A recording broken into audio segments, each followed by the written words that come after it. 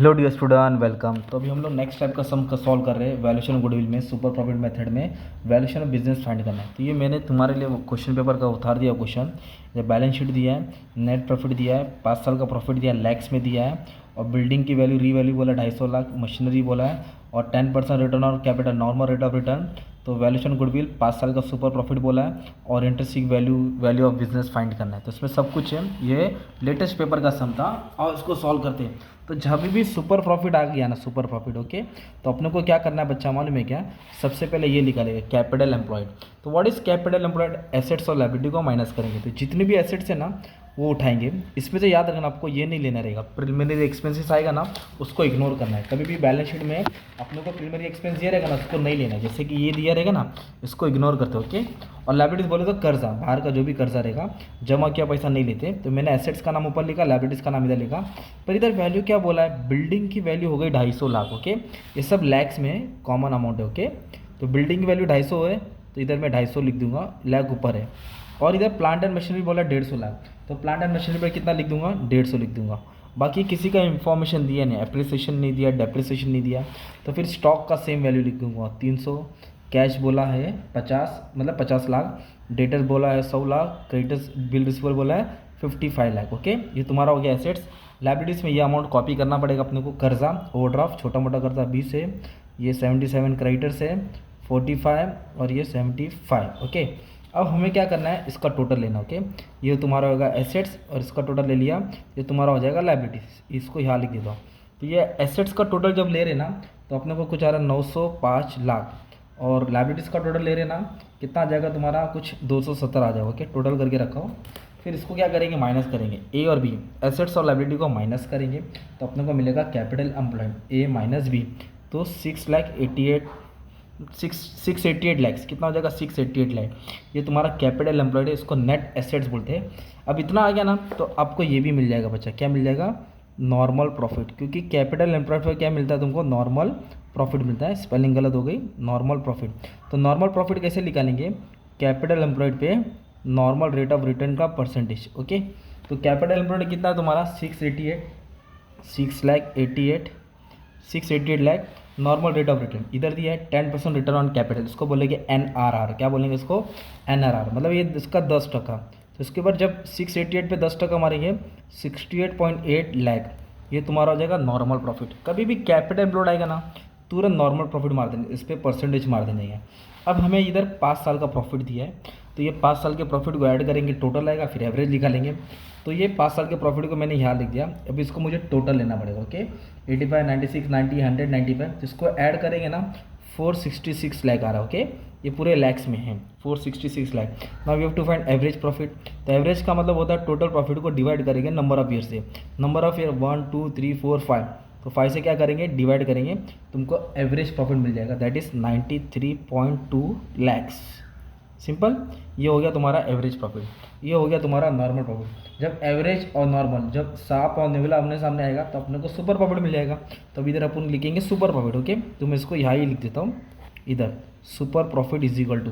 तो super profit का formula क्या है? एवरेज प्रॉफिट, जिसको FMP भी बोलते हैं, फ्यूचर मेंटेनेबल प्रॉफिट बोलते हैं, माइनस नॉर्मल प्रॉफिट, ओके। तो super profit, what is average profit? 93.2 minus normal profit 68.8 lakh, okay. दोनों लैक्स में, तो जो भी आंसर रहेगा तुम्हारा लैक्स रहेगा, ओके। तो 93 में से कितना माइनस करना अपने को? 93.2 माइनस 68.8, तो 24.4 लैक्स। ये तुम्हारा हो गया सुपर प्रॉफिट। अब जब सुपर प्रॉफिट आ गया, तो गुडविल तुम्हारे लिए ईजी हो जाएगा। तो फिर गुडविल का फॉर्मूला क्या है, ओके। तो गुडविल का फॉर्मूला याद करना पड़ेगा। तो गुडविल का फॉर्मूला क्या बच्चा? इधर लिखेंगे number of year purchase, okay, number of year purchase into super profit. तो सुपर प्रॉफिट है अपना 24.4 लाख। अब नंबर ऑफ परचेस क्वेश्चन में दिया रहेगा, ऐसा बोला, value of goodwill on the basis of super profit 5 year purchase of profit, मतलब ये सुपर प्रॉफिट रहता है 5 ईयर। तो ये 5 ईयर इधर लिखेंगे, इधर 5। तो क्या करेंगे? इसको 5 से मल्टीप्लाई कर देंगे। 24.5 को 5 से मल्टीप्लाई करेंगे, 122 लैक्स। ये हो जाएगा बिजनेस का गुडविल। ये बिजनेस का गुडविल हो गया। Which method? Super profit method. इधर निकालेंगे एवरेज, इधर निकालेंगे कैपिटल। कैपिटल से नॉर्मल आया और डिवाइड करके एवरेज आया, दोनों को माइनस करके सुपर आया, जितने साल का उससे मल्टीप्लाई किया। अब आगे हमको क्वेश्चन है वैल्यूएशन ऑफ शेयर। क्या फाइंड करना है, वैल्यूएशन ऑफ शेयर, मतलब इंट्रिंसिक वैल्यू फाइंड करना है। ओके, तो इंट्रिंसिक वैल्यू के लिए पहले क्या करेंगे हम लोग, जो गुडविल लाइन निकाला ना उसमें नेट एसेट ऐड करना पड़ेगा। ओके, तो गुडविल की वैल्यू कितना है 122 लाख और नेट एसेट कितना है 688 लाख। तो इसको ऐड करेंगे ना तो अपने को मिलेगा टोटल एसेट्स, क्या मिलेगा, टोटल एसेट, तो 810 लाख ये हो गया तुम्हारा टोटल एसेट्स, 810 लाख ये क्या हो गया टोटल एसेट। अब अपना आ जाएगा वैल्यूएशन ऑफ शेयर, तो वैल्यूएशन ऑफ शेयर फाइंड करना है विच मेथड, इंट्रिंसिक वैल्यू।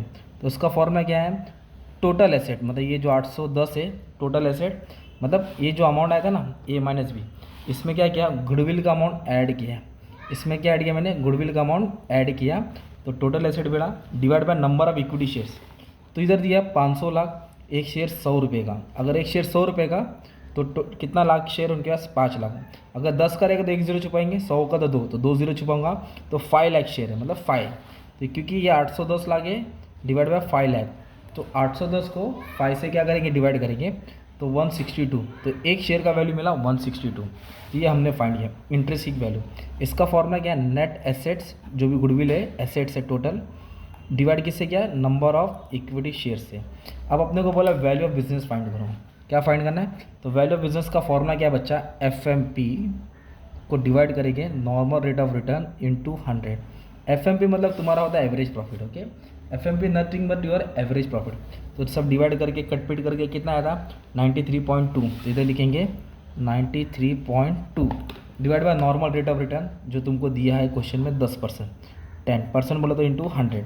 अब इसको सॉल्व करेंगे तो तुमको क्या मिल जाएगा मालूम है बच्चा, वैल्यू ऑफ बिजनेस एक तरफ से है ना, तो 932, तो वैल्यू ऑफ बिजनेस कितना है 932, कितना आ गया 932 लाख रुपीज़, ये आ गया वैल्यू ऑफ बिजनेस, बिजनेस की कीमत आ गई। ओके, इस तरह इस हमको सॉल्व करने का था, सिंपल। तो हमने केस में क्या किया, सबसे पहले एसेट्स और लायबिलिटी को माइनस किया, कैपिटल एम्प्लॉयड आएगा, फिर उस पर हमने नॉर्मल प्रॉफिट निकालने के लिए नॉर्मल रेट ऑफ रिटर्न मारा, कैपिटल एम्प्लॉयड पे 10%, तो नॉर्मल प्रॉफिट मिला। सुपर प्रॉफिट के लिए क्या किया, पहले एवरेज निकाला, टोटल किया, उसको नंबर ऑफ ईयर से डिवाइड किया, और what is super, average minus normal. Okay, फिर गुडविल का फॉर्मूला डाला, number of year purchase into super profit, ये इसको नंबर ऑफ ईयर से मल्टीप्लाई किया। फिर हमें इंट्रिंसिक वैल्यू निकालने का था, तो जो गुडविल फाइंड आउट किया ना उस पर ये नेट एसेट ऐड किया, तो टोटल एसेट मिला, टोटल एसेट को नंबर ऑफ इक्विटी शेयर से डिवाइड करने का था, 5 लाख शेयर था। और वैल्यू ऑफ बिजनेस का फॉर्मूला क्या है, FMP, मतलब जो एवरेज प्रॉफिट आया तुम्हारा उसको नॉर्मल रेट ऑफ रिटर्न से सॉल्व करेंगे। इसमें सब चीज़ पूछा था, ये क्वेश्चन पेपर का सम। ओके, इस तरह का आएगा, एक बार वीडियो को स्टार्टिंग से देख लेंगे, वापस से बेसिक से सॉल्व हो जाएगा। तो हल्का फुल्का सम, मतलब जो 20 मिनट का था तुम्हारे लिए 8 मिनट में ही सम मैंने सॉल्व कर दिया। बाकी सब लेक्चर अपलोड है, अच्छे से पढ़ लेना। Thank you very much.